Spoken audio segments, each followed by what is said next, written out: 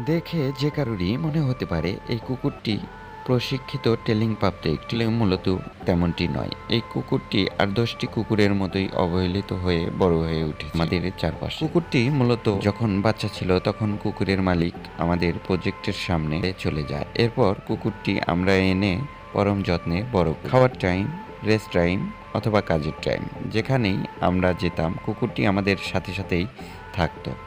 আমরা একটু একটু করে রুটি, পাউরুটি, কেক, বিস্কিট যে যেটাই পারতাম আমরা একটু একটু করে কিনে খাওয়াতাম। আর সেখান থেকেই এই কুকুরটি আমাদের খুব কাছের একজন বন্ধু হয়ে গেল।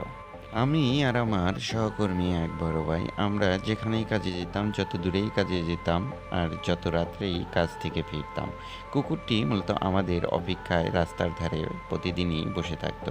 আমার গাড়ির হরেন ও যখনই ওর কানে শুনতে পেত ও ছুটে চলে যেত আমাদের কাছে আর কিছু একটা বলতে চাইতো। ভাষাহীন ব্রোয়া প্রাণী, তাই তো মুখে অনেক কিছুই হয়তো বলতে চাইতো কিন্তু বলতে পারতো না। ইশারা ইঙ্গিতে অনেক কিছুই বোঝাতো কিন্তু আমরা হঠাৎ একদিন কুকুরটি মারা যায়। আমরা অনেক খোঁজাখুঁজি করেছি কিন্তু কুকুরটি আর পাই। কেউ একজন আমাদেরকে খবর দিল আপনাদের সেই কুকুরটি গাড়ি চাপা পড়ে মারা গেছে।